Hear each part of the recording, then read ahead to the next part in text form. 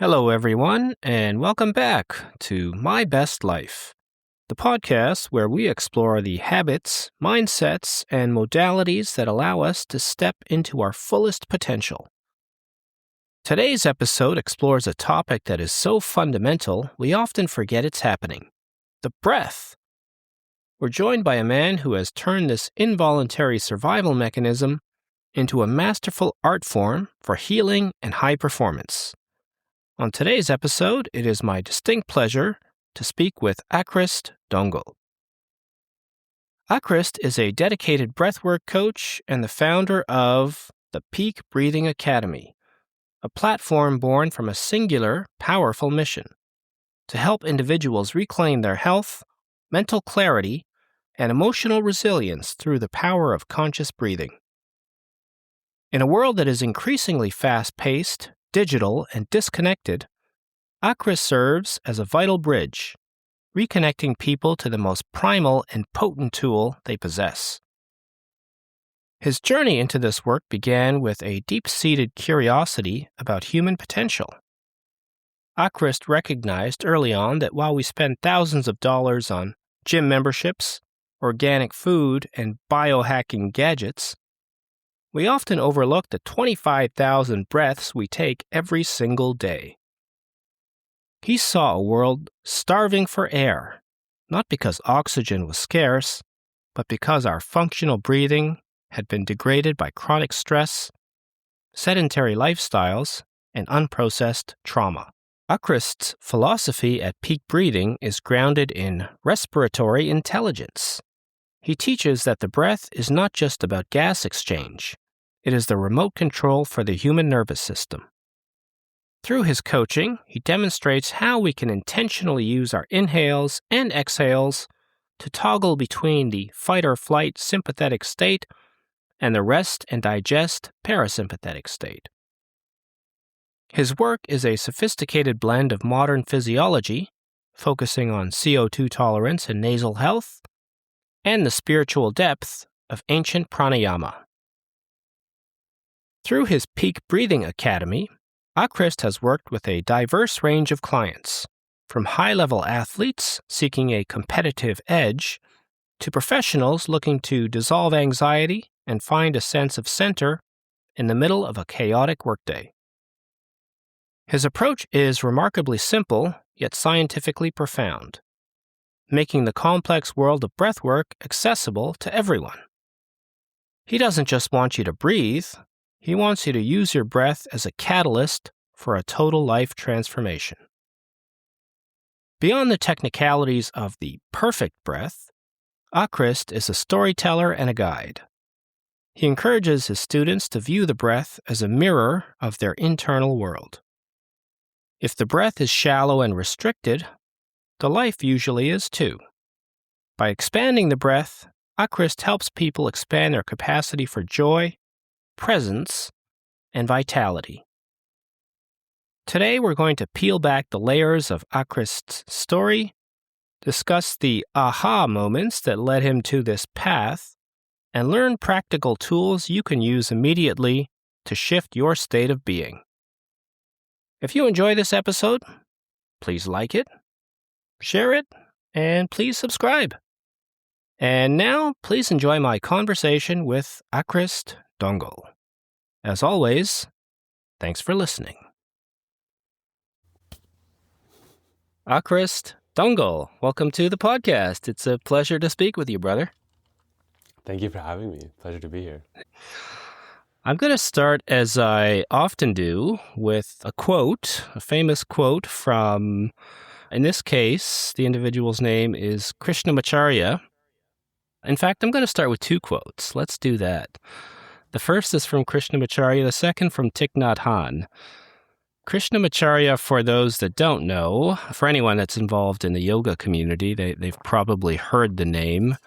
He was a revered Indian yoga teacher, an Ayurvedic healer, and widely considered, the father of modern yoga, at least as it's practiced in the West. And then Thich Nhat Hanh, who I believe passed away a few years ago, was a Vietnamese Zen Buddhist monk. He was a peace activist and generally recognized as the father of mindfulness. And he established his famous Plum Village Monastery in France some years ago. So I'll start with Krishnamacharya on the breath. So this is what Krishnamacharya says. Inhale, and God approaches you. Exhale, and you approach God. That's one perspective. Second perspective, Thich Nhat Hanh. Breathing in, I calm body and mind. Breathing out, I smile. Two different perspectives on the breath, on the power of the breath. To me, when I look at these, they're almost saying the same thing, but in different ways. But I'm curious, as a breath cultivation coach, what are your thoughts? Those honestly seem pretty abstract to me. I don't really know what they're pointing towards. Maybe they're like pointing to the moon and I'm looking at the finger kind of thing. And I can see what they're trying to get at. Although my approach is more on the physiology side. And so, both the inhale and the exhale can be leveraged for both relaxation and or activation. And I find both of them are just equally as functional to create either outcome, which is, to get closer to God, you can either take your inhale or the exhale. And I forgot the other quote. What was the next one? The other one was, breathing in, I calm body and mind. Breathing out, I smile. Yes. And I feel like both inhale and exhale can be leveraged for either one of those. And Sure. I don't think they're mutually exclusive. Okay. Well, so how long have you been a breath coach? Professionally for the last 4 years. 4 years, okay. Personal practice for 11 years now. For 11 years, okay. And so what was it? Like, was there a specific moment in your life? Was there a particular threshold where you realized that your relationship with your breath needed to change or needed to evolve in some way? When I first realized the power of this work was when I came out of my first Vipassana retreat.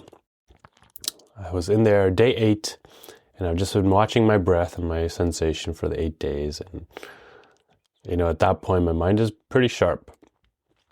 And so I go into one of the sits, and it's probably like 40 minutes in, and suddenly I leave my body. I didn't intend to do it. It just hit me out of nowhere, and I became the room. And coming out of that experience, out of that 10 days, I was like, if my breath can do that for me, what else can it do for me? So I got my hands on as many things as I could regarding breath, Wim Hof, yoga, podcasts, courses, YouTube videos, just to learn more about it. So that was really the catalyst of there's something here in the invisible that I have not explored before. And being an athlete all my life, I played soccer all my life, I immediately saw an improvement in my performance just by building a relationship with my breath, right? Not even doing any specific practice, but just the curiosity was like, now I'm watching my breath as I'm playing. I'm starting to cultivate it in certain areas of my life. And I saw an immediate improvement in my performance. But I noticed I kept getting injured.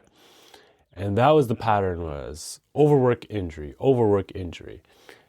To get to the next level, as athletes, we think that you have to bash your head through this wall of hard work to get to your next level. You have to puke. You have to run until you puke. And that's kind of the culture I grew up in as an athlete. So I kept getting injured, and I hurt my knee. And it was my first game back from a knee injury. And, if you've been sidelined for three to 6 months, you know how devastating that is. So when you get back on the field with all your teammates with a ball at your feet, you're like, oh my God, life again. So my spirit's roaring. I'm calling for every ball, having such a blast in the game. And it's the 90th minute. We're down 2 goals. There's no way we're coming back. But I'm still just flying into every tackle, my spirit's roaring. But my body's really just catching up. And yet I'm still flying into tackle. So I see this 50-50 challenge. Anyone can win the ball. I go running in. I shoulder check the other guy on the other team. I land on my foot and my knee goes pop. Oh no. First game, last few minutes of the game, I get injured again. And that's when I knew, I wouldn't be playing the rest of the season again. So at that point, I had to hurt it 3-4 more times just to be like, you know what, I'm going to get surgery. So another 6 months sidelined, couldn't do anything. Couldn't run, could barely walk for the first couple of weeks. And very limited, but I could still breathe. And that really devastated at the time, but it gave me a beautiful opportunity to dive even deeper with my breath. And that's probably 4 to 6 years after the initial Vipassana experience. And that's when I started practicing the foundation of what I teach today, which is the oxygen advantage system. There's a lot of other things I do now, but that's the foundation of what really got me started into this inquiry of breath cultivation. And that's when I realized I could actually accelerate my recovery, like get back on the field faster and improve my endurance with a seated practice. I didn't actually have to be running. Right. And when I got back on the field, I was like, whoa, I had a brand new baseline of endurance I'd never experienced before, ever. And I hadn't run for the last 6 months. I just been seated. So that's when it clicked. I was like, no one taught me how to breathe. Right. Not my coaches, not my doctors, not my physios, not my teachers at school, not my parents. It's like no one taught me how to breathe. And, they probably don't know how to breathe either. So it's not their fault. It's just at the very foundation, at the very core of our society, not just in general, but like specifically in sports, most of the things we do don't even cultivate or nourish the breath. If anything, they damage our breath. Run another lap, full speed, huffing and puffing. And if you're huffing and puffing, that's a sign of pride. So that was really what shifted my perspective. And now I'll never look at breathing or performance the same way. It's like recovery is the most important thing. It's not performance. It's not that extra 1 inch.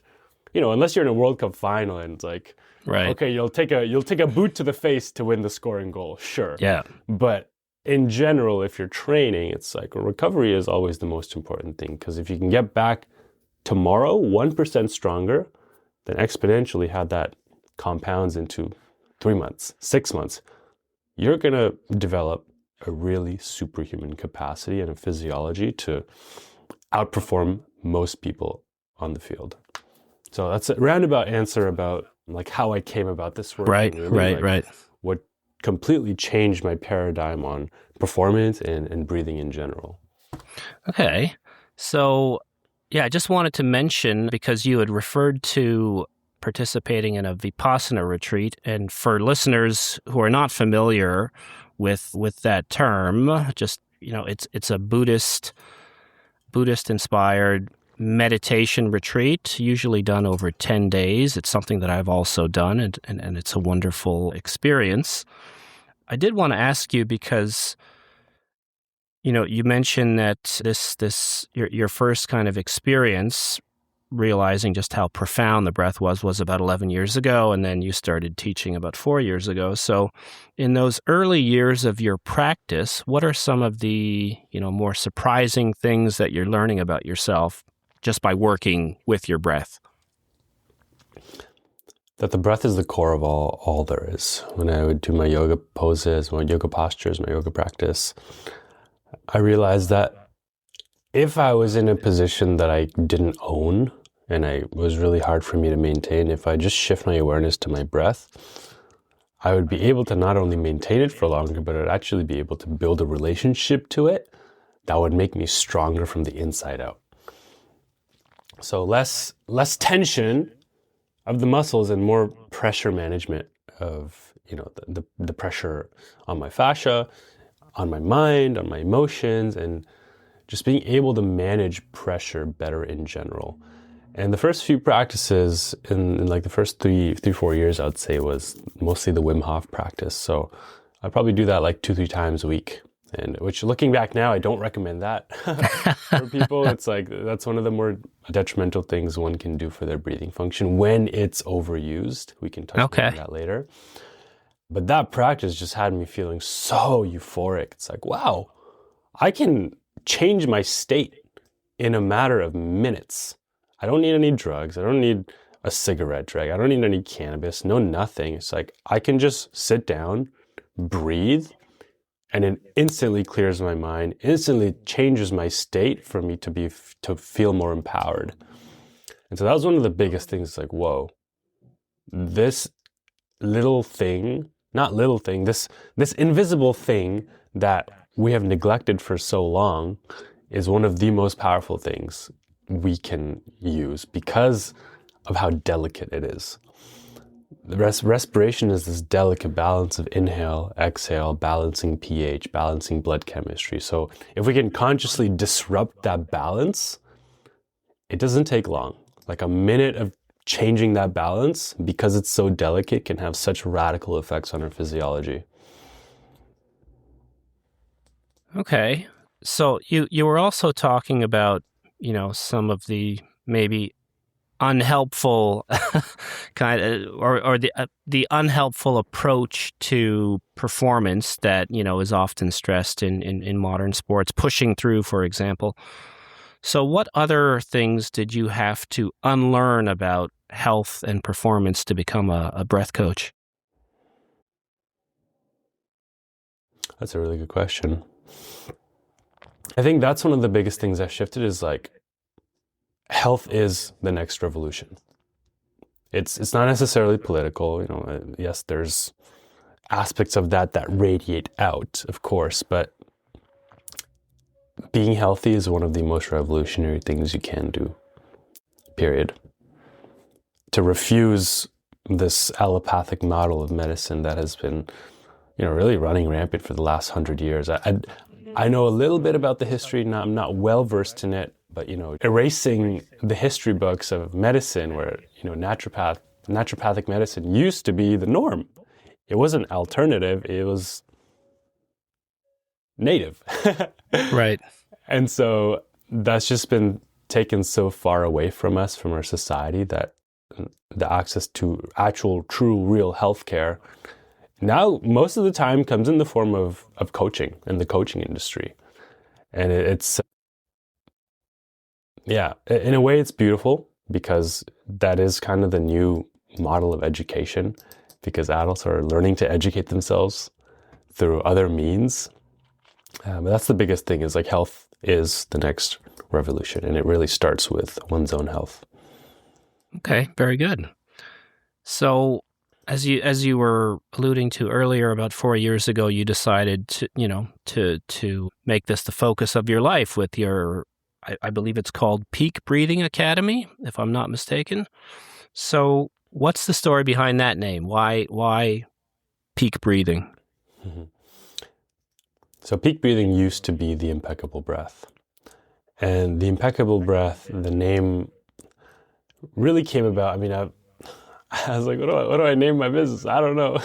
And so I just named it the name of my first cohort that I ever ran, which was the impeccable breath. And the way I got that was through Taoist philosophy. So there's 3 stages of mastery, of breath mastery in Taoist philosophy. The first stage is others do not hear you breathing. Hear or see you breathing, so perception. Stage 1 is others do not hear you breathing. A lot of people fail that already, right? And stage 2 is you do not hear yourself breathing. And stage 3 is to breathe as if you're not even breathing. So the impeccable breath, it's imperceptible, it's deep, it's like the bottom of the ocean. We're still yet to find it. And so that was initially the name. And then I wanted to shift my focus to more high performers and athletes. Because of my background, that's really where my heart is serving athletes and high performers. And so I don't really know how it came about necessarily, but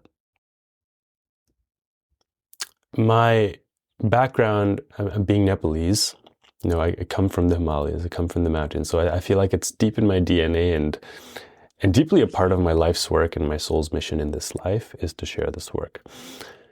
And so the peaks are really, the Himalayas where I come from. And if you know, are you familiar with the Sherpa?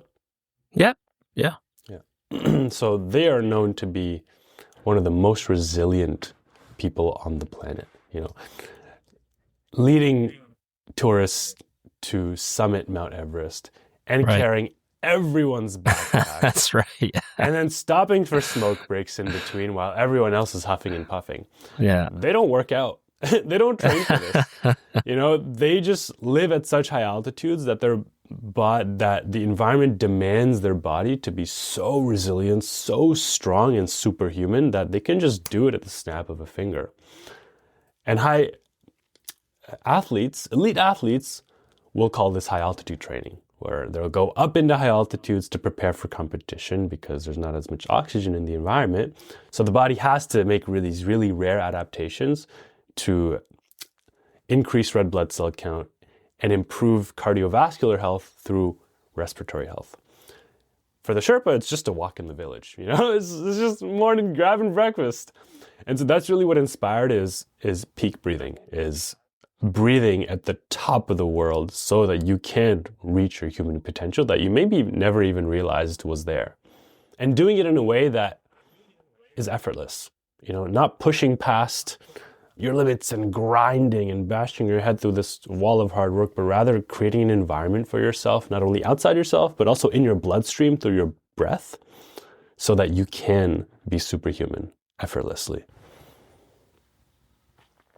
It's interesting, you mentioned the Sherpas and Mount Everest, and of course, in the West, it is regarded that Sir Edmund Hillary was the first person to, quote unquote, conquer Mount Everest. Of course, he had a Sherpa as his guide. I forget the Sherpa's name. It was Tenzing Norgay. Thank you. And, I remember just thinking the thought years ago that could Hillary have done it without the Sherpa? Probably not. Could Tenzing have done it without Hillary? Probably. So who really was the first person to get up there to the summit? Yeah, just an interesting perspective, perhaps. So I was going to ask you, because I've seen references, I think on your website or in your Instagram profile, about the soul of a breath. So how do you define that? What is the soul of a breath? What are you referring to there? Depends what you define as soul. In my cosmology, the soul is really, I guess it's like your purest essence. It's your psyche, before any conditioning, and it's like your purest essence of who you actually are. And so when it comes to the soul of your breath, and of course there's so many different definitions of that. Mine isn't even complete because I don't necessarily work in that realm so much, but I do believe in a soul. As I'm tuning in right now, what I'm getting is life force. And when a breath is really true and nourishing, then it effortlessly harnesses the life force that surrounds us. There's this notion of 0 point. Are you familiar with the 0 point field? No, I'm not. So it's basically the scientific term for God. Okay, 0 point field. The 0 point exists in every single point in space-time. It's omnipresent, omniscient, all-powerful, right? So there's enough energy in a cubic centimeter of space to boil dry all the oceans on the planet when it's harnessed.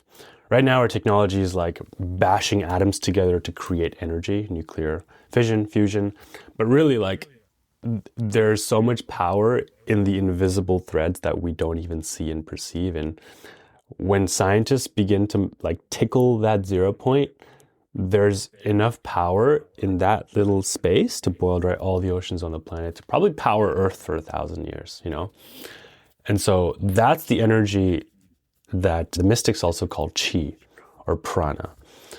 And prana is like, it's limitless. We're bathing in it, and there's so much of it. And so when someone can really take a true nourishing breath, they can start to tap into this 0 point. And I believe that's essentially what like Qigong and Tai Chi principles are pointing towards, is how can we cultivate this energy that surrounds us, bring it inside of us to fuel our physiology. And the subtler a breath becomes, right? So the 3 stages of Taoist philosophy of breath mastery.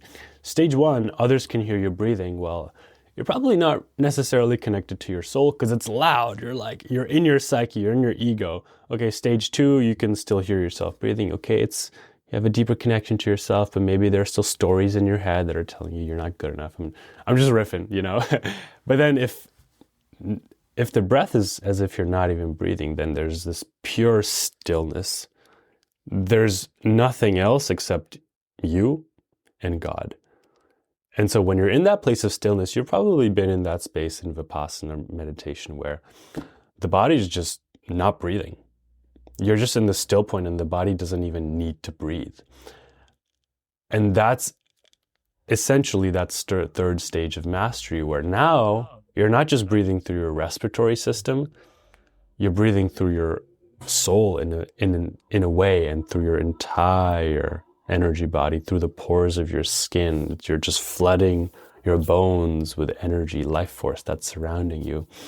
And so in a nutshell, I'd say the true breath of the soul is a nourishing, truly nourishing breath that nourishes beyond just the physical body and is able to create still point, just like that. That's a very profound answer. Thank you, Aakrist. It leads me to wonder, though, with all this energy around us, why are so many people in modern society, almost starving for air, it seems? Yeah, great question. I'll share a bit. We'll get a little bit technical here. Okay. And we'll go through the physiology of like simple respiratory physiology first, and what it means for starving from air. So carbon dioxide is the neural drive to breathe. So we don't actually, humans don't actually breathe to breathe in. We breathe to breathe out, because the primary stimulus to breathe is carbon dioxide, which is we exhale it out. When carbon dioxide rises too high, the brain gets a signal saying, I'm suffocating, let it go. So just to give you a rule of thumb, when you're jogging or you're playing sports, and first minute of your jog, first 2 minutes, you're fine breathing through your nose, and the third minute hits, you start, mouth opens, huffing and puffing, you start breathing more. Most people think that you're breathing more to get in more oxygen. That's not the case. You're breathing more to exhale, let go of carbon dioxide. So to release waste. So that's really what's happening. And carbon dioxide is a waste gas, but CO2 is actually the only molecule in the body that allows for oxygen delivery. Now I'll make a distinction here between oxygen uptake and oxygen delivery. Oxygen uptake is you inhale, oxygen from the air outside of you comes inside of your lungs and then into your bloodstream. That's uptake of oxygen. I'll repeat. So oxygen uptake is when you inhale, the air outside of you comes into your lungs and then into your bloodstream. You've just successfully uptaked oxygen. Oxygen delivery is a whole different story. Oxygen delivery is when the oxygen that's in your bloodstream gets into your tissues. So your brain, your muscles, your organs, where they're actually needed the most. So my favorite analogy to explain this is a school. Okay, doors of the school open at 9 a.m. Kids come flooding in. They pack the hallways. And all the classroom doors are locked. They can't actually get into the classroom where you go to school in the first place, right? To learn, to study. The classroom doors are locked. So the classroom is your brain, your muscles, your organs. The hallways, imagine as the bloodstream. Okay, so the hallways are the bloodstream. The classroom is your brain, your muscles, your organs, where you actually need to get the oxygen. The kids can't get into the classrooms until the teacher comes along with a key to open the door. That key is carbon dioxide. When the door opens, kids from the hallways finally are able to get into the classroom, aka the oxygen in your blood is finally able to get into your brain, your muscles, your organs, only when carbon dioxide signals it to release. So if that's not clear, I'll share another analogy. So think of a river. On the river, we have a boat. Each boat holds 4 humans, okay? And the river is the bloodstream. The boat is a red blood cell, which carries 4 oxygen molecules. Okay. So it's just flowing down the river. Cool. The shore is your brain, let's say, or your tissues, your muscles, your organs. In order for the people, the oxygen on the boat, to get onto the shore, they have to land, right? And in order to land, they must come in contact with carbon dioxide to stop and unload the oxygen onto the shore. Kind of like a delivery man, you know? It's like you get to the door, it's like, okay, now what? It's like, does my package just stay in the car, or are you going to come deliver it to my door?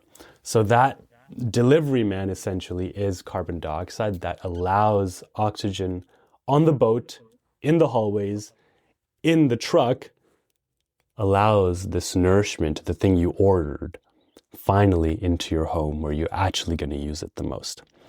So that's the basic principle of carbon dioxide and respiratory physiology. Yes, CO2 is a waste gas, and it's the only molecule that allows for oxygen delivery. Now, the reason most people are starving for oxygen is because they're wasting this waste gas. Most people are breathing too much, especially athletes. They'll be huffing and puffing, and every time you huff and puff, you're literally throwing away that key. It's like, oh, I don't need to get into the classroom. It's like, no, you actually do. So the goal is not to, CO2 is not the bad guy.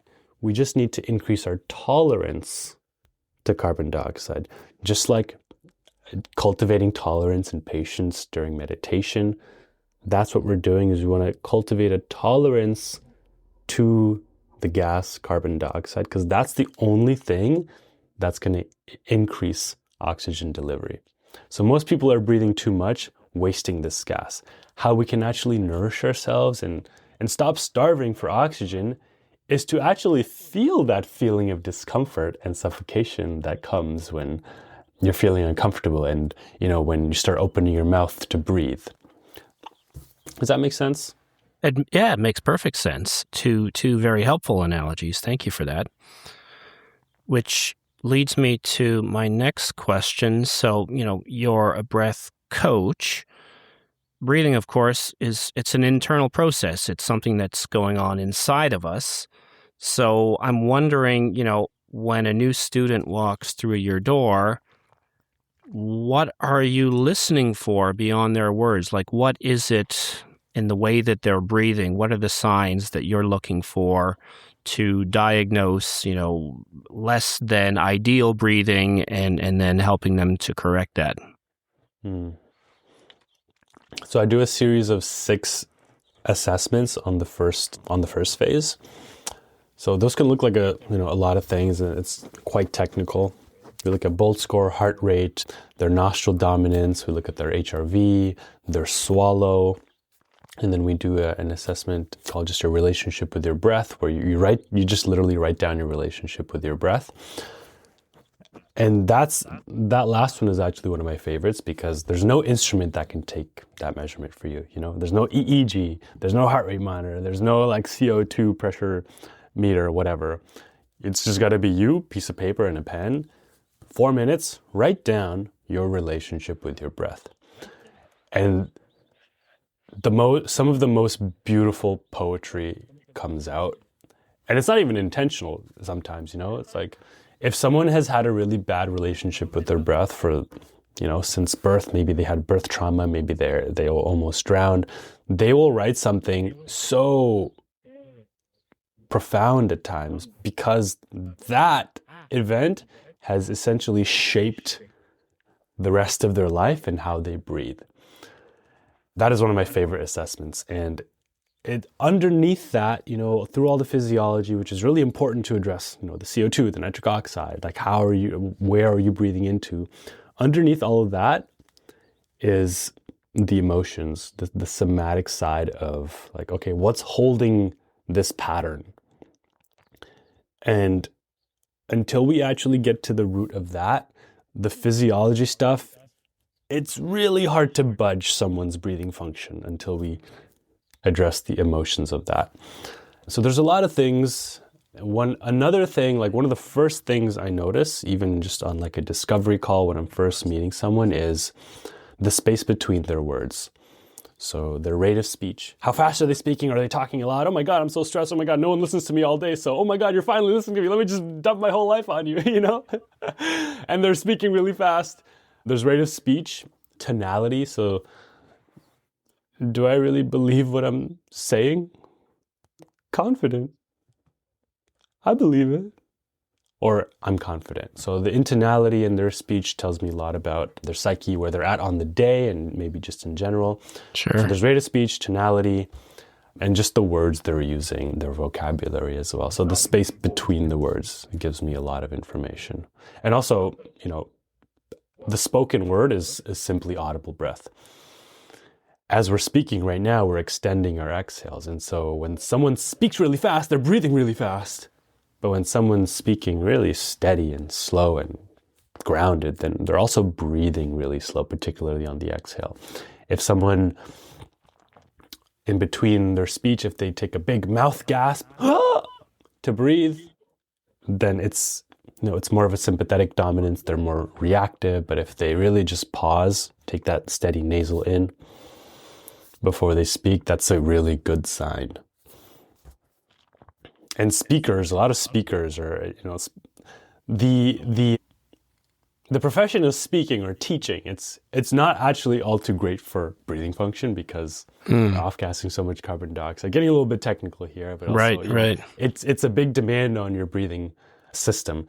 So another thing I teach is like also using your speech and your language as a leverage to make sure you're improving your breathing function throughout the day, because your spoken word is simply audible breath.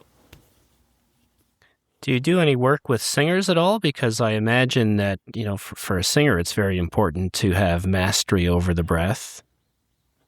Absolutely, yeah. I get all types of people walking through the door. I've worked with a few singers, and I don't know too much about like singing or the mechanics of that, but I just share what I share, and it definitely does impact their singing massively.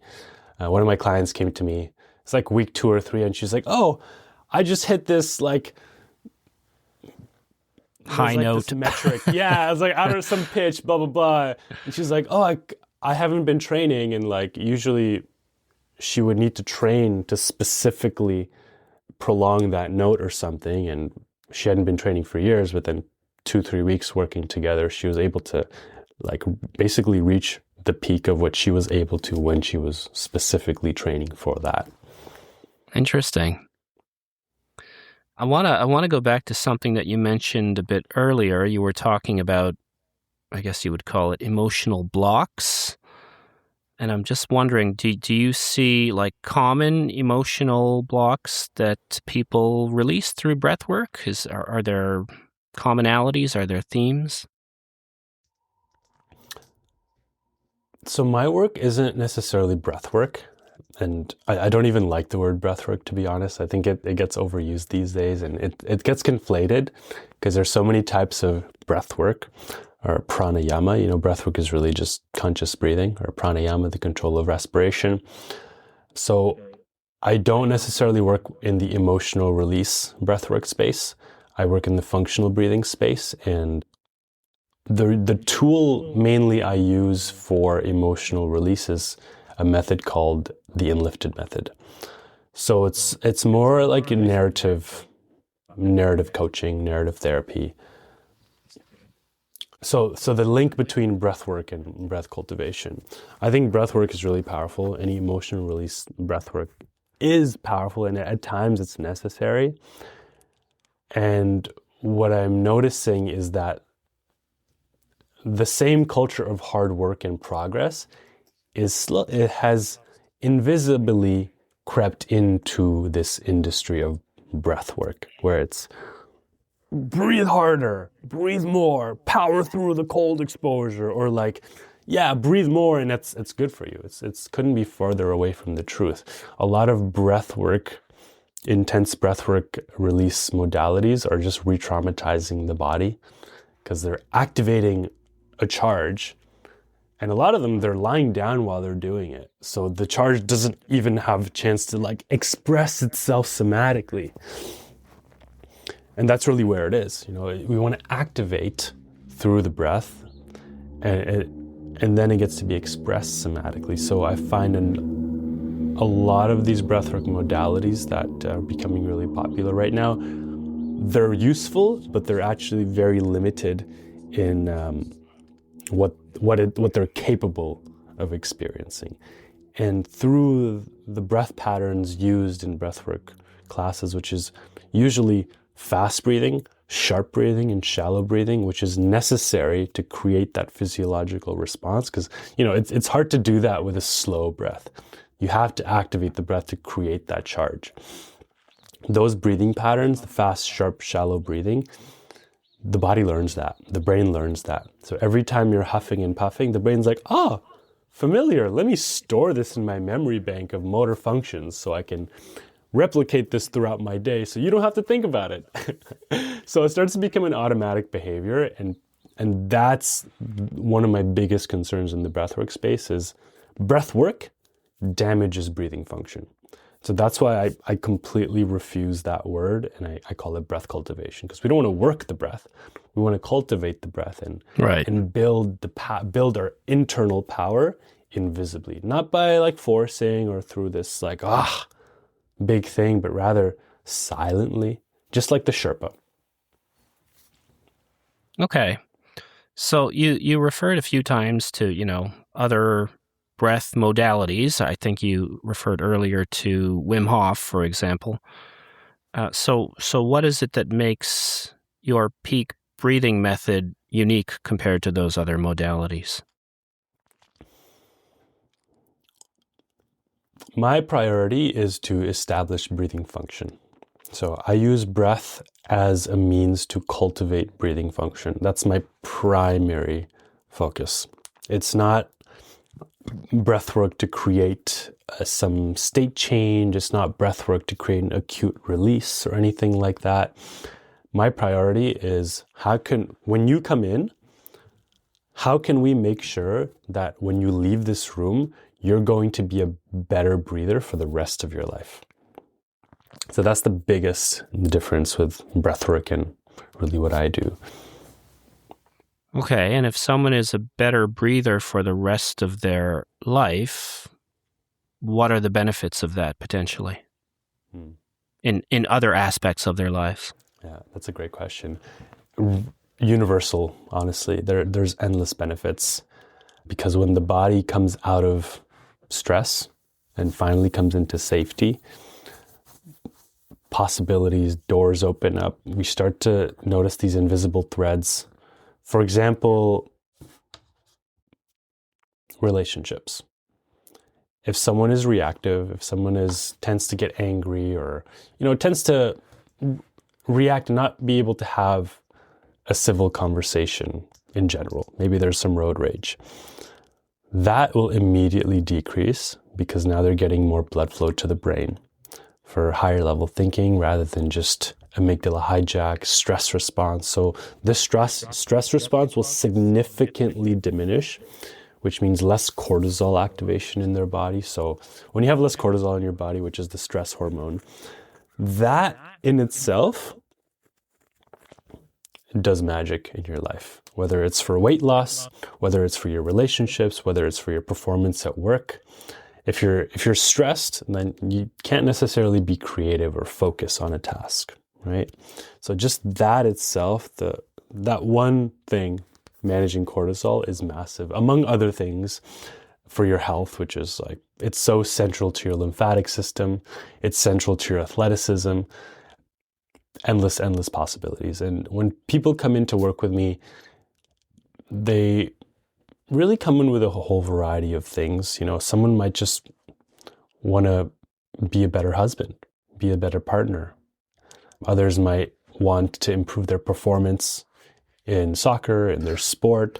Others just might want to manage their stress better and be more productive at work and be more present for their family. So there's really endless possibilities. Okay, and for athletes in particular, because you said you work quite a bit with athletes, what are the potential benefits to breathing better, to cultivating one's breath? I'll start by sharing my definition of an athlete. So Okay. a lot of people don't necessarily identify as an athlete. You know, if they've never played a sport, or, you know, you just work a desk job and it's like, oh, I've never picked up a ball in my life. It's okay. My definition of an athlete is essentially the capacity to unlock human potential. It's like, you wouldn't be here today if your ancestors weren't running in the wild, hunting game, foraging. So you have it deep in your everybody's an athlete. It's just, is that capacity awakened or not? So when I say athletes, like, it's simply the urge to activate your human potential. And if we talk about athlete in the general sense of things, you know, like physical fitness, health, it's really hard to be an athlete if the quality of your blood is not high, right? So which is basically a cardiovascular system. Cardiovascular. A lot of people think, oh, cardio is just running. No, cardiovascular is your cardiovascular system. It's your heart and your blood system, right? And what dictates your cardiovascular system's health is also there's other things, but it's your respiration. So by enhancing your respiration, you improve the quality of your blood to essentially have more cellular resources at any given moment. For example, Lance Armstrong, 7 Tour de France titles. Not 1, not 2, not 3, not even 5, 7 Tour de France titles. Crazy. And at the end of his massively successful career, he was stripped of all of them because he was found to be blood doping. Right. His entire career, EPO. And EPO, what it does for listeners is it increases red blood cell count. So it improves, for example, in our analogy of the hallway and the kids, red blood cells makes it so that you can stuff more kids in the hallway, so that you can have more boats on the river. And so you can have a truck, like a clown truck, you know, it's like you have 50 clowns in a tiny little car.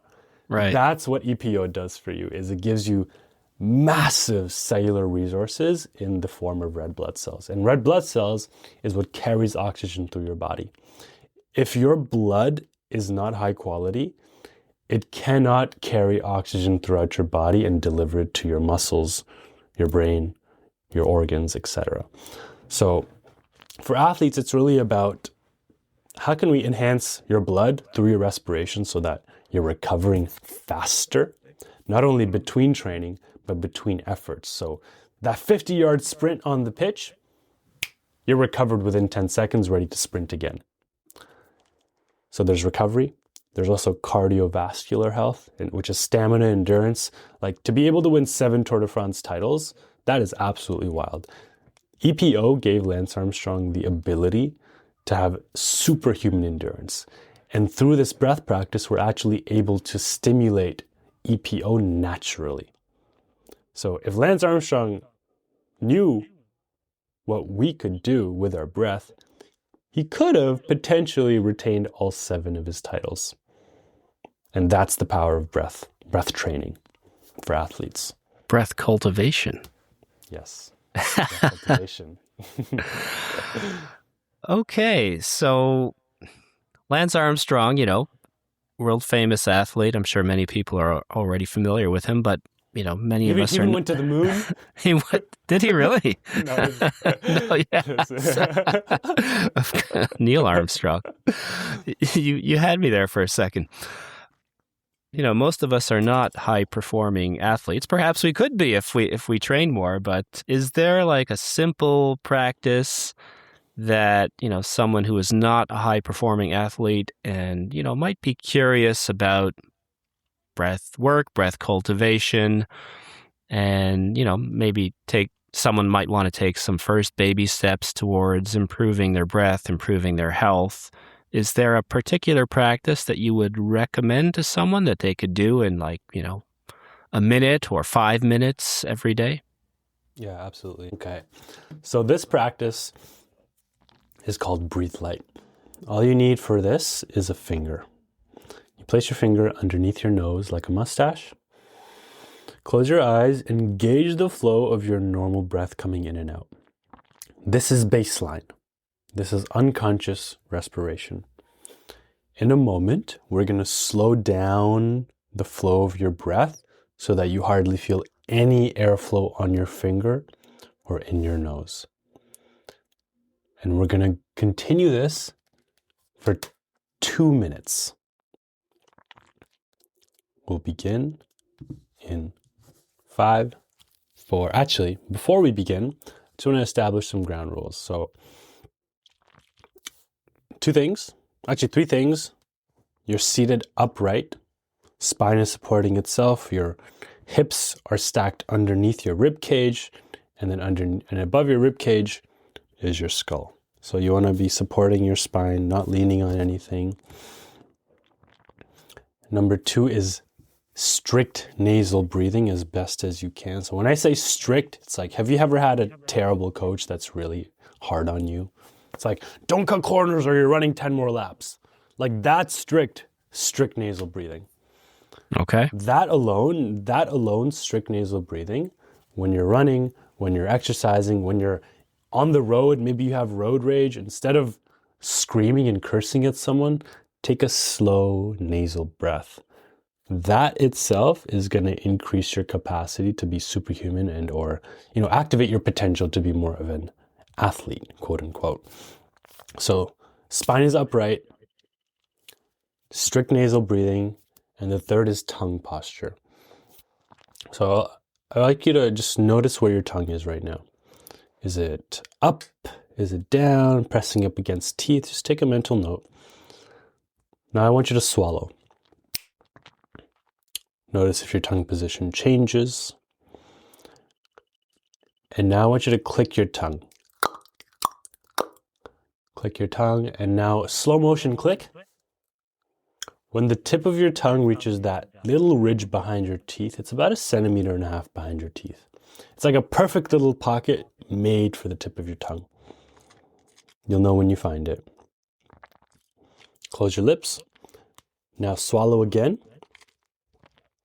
And press your tongue up and back into the roof of your mouth. So this is ideal resting tongue posture.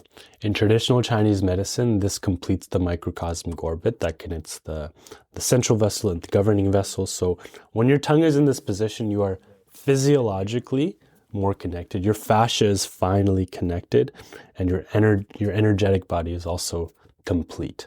So these are the 3 things you want to maintain throughout this breath practice, throughout the day, 24/7 if you can, especially if you're an endurance athlete. Because when the tip of your tongue is on the roof of your mouth, you're now circulating and recycling energy, which if you're going to be running for an hour, you need as much energy as you can get to be recycled. If it's not touching, there's no seal and the energy is then leaked. So these are the 3 things: sitting upright, not tight, strict nasal breathing, and ideal tongue posture. Is that clear? Yeah, that's very clear. Cool. So we'll do a quick 3 to 4 minute breath practice. We'll just okay, let's do this. First is going to be a breathe light. We'll go for 2 minutes, and then we'll close with a simple cadence of 4 seconds in, 4 seconds out. Now, at any moment, if you feel discomfort, that's normal. If you feel like a subtle degree of suffocation, that is actually exactly what we're looking for. What I don't want you to do is feel distress. We want discomfort, but not distress. Okay, if at any point you need to rest, just rest. Normal breathing through your nose if you can, and then come back to your practice when you're ready. But I do not want you to be pushing so hard that you can't recover in time. And last principle that kind of anchors everything home and is one of the main philosophies behind my work is the principle of hormesis. So hormesis it's basically the principle of diminishing returns. So you have a bell curve. If for the viewers listening, you can just search hormesis. And if you don't have access to that right now, think of a bell curve, okay? So at the top of the bell curve, you have like majority of the curve, right? And so there's a lowest point where, or actually there's a peak, right? At the bell curve, there's a peak. That peak is when you get the optimal returns for the dosage of stress that you offer. So if you have too much stress that you offer, like if you work out for too long, you're going to be very, very, very, very, very sore for the next few days, maybe even a week. If you don't work out enough, you're not going to feel anything. There's not going to be any stimulus. So essentially, this is the sweet spot for growth. It's not too easy. It's also not too stressful. It's your rhythm for basically gauging where's my sweet spot. That's what I want you to look for during this breathe light practice because it can get really uncomfortable. All right, now enough philosophy. Let's jump right into the practice. Let's place do a it. finger under your nose like a mustache, and we're going to slow it down for 2 minutes in 5, 4, 3, 2, 1. Slowing down your breath as it enters and leaves your nose, gently in and gently out.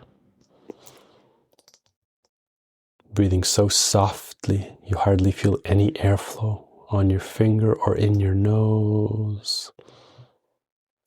And you'll know you're doing it correctly when you feel a degree of air hunger. It's a subtle degree of suffocation. And not to worry, this is not oxygen dropping. This is carbon dioxide rising in your blood. As CO2 rises, it dilates your blood vessels, opening you up from the insides, and floods your brain, your muscles, your organs with more oxygen.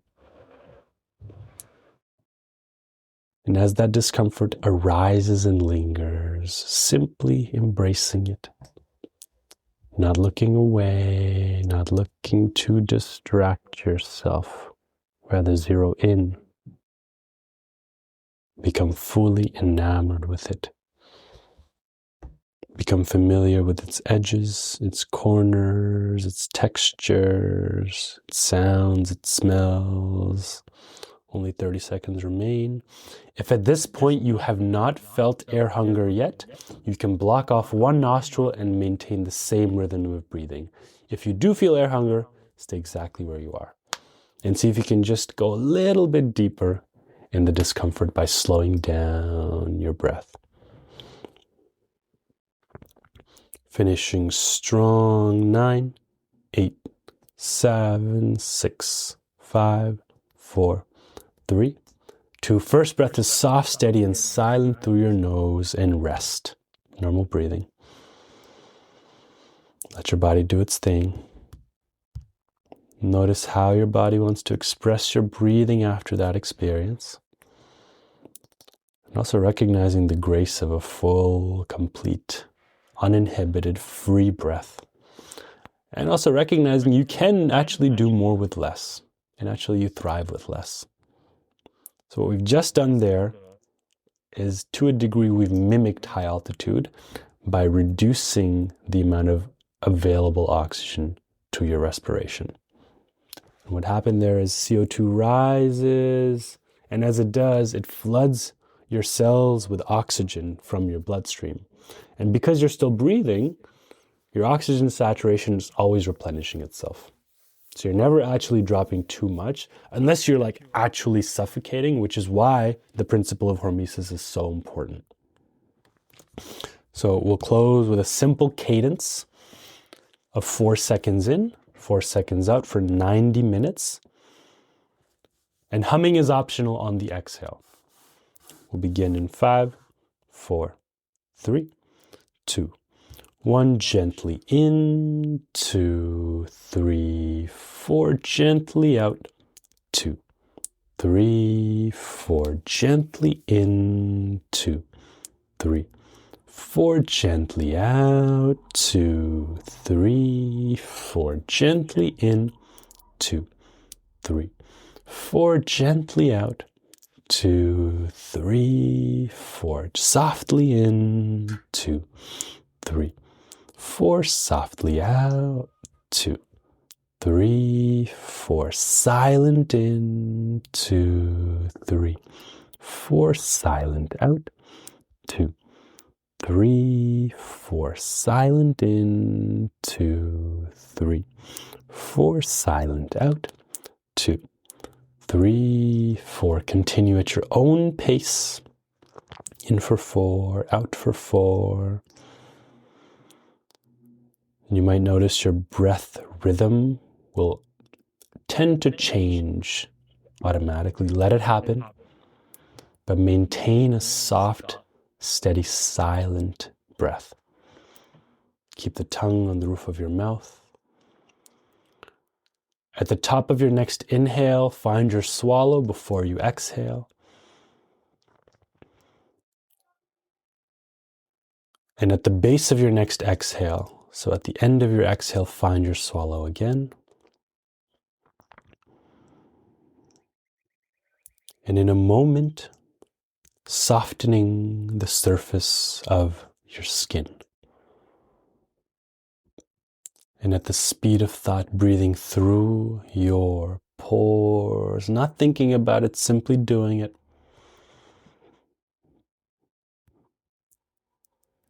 And visualizing, imagining liquid light from your atmosphere, flooding the pores of your skin down to the marrows of your bones. As you inhale, you gather, gather, gather.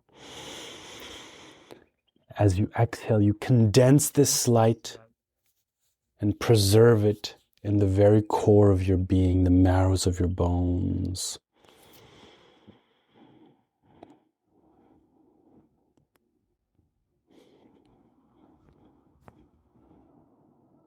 We'll continue for 2 more breaths. And after your second breath, we'll close this practice with a hum as loud as you can, as long as you can, at your own rhythm. And after you hum, find your swallow at the base of your breath.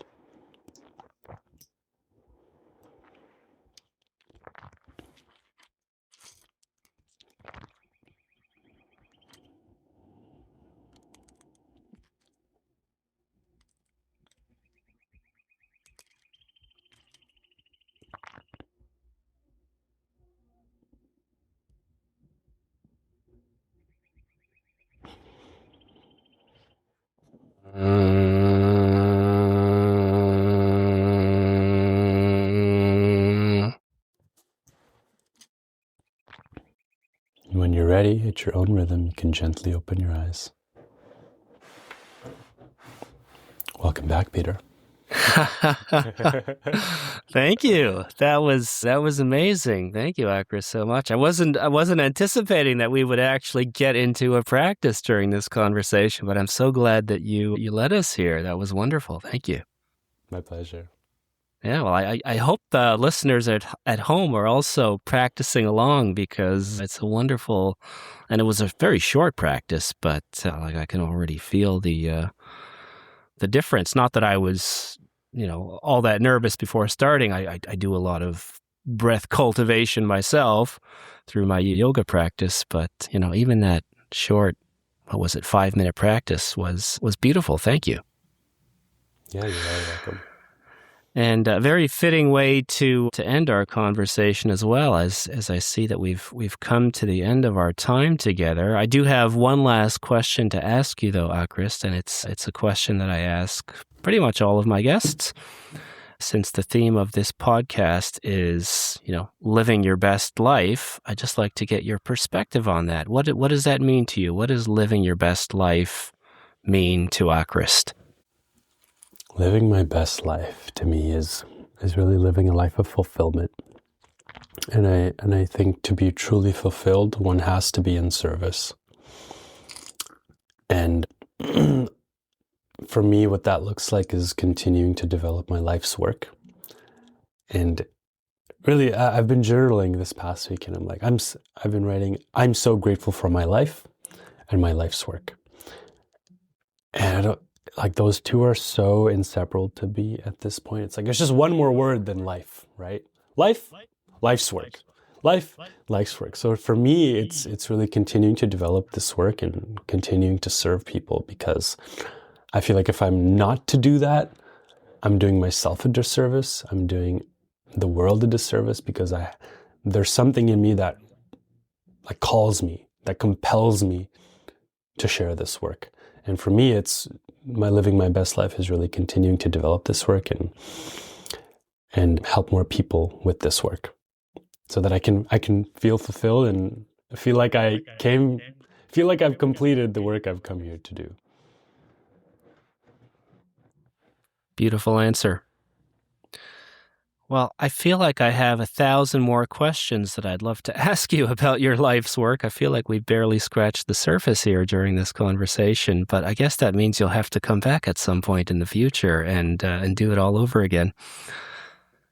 Aakrist, this has been a wonderful conversation. Thank you so much for sharing your life's work with me and with all of our listeners.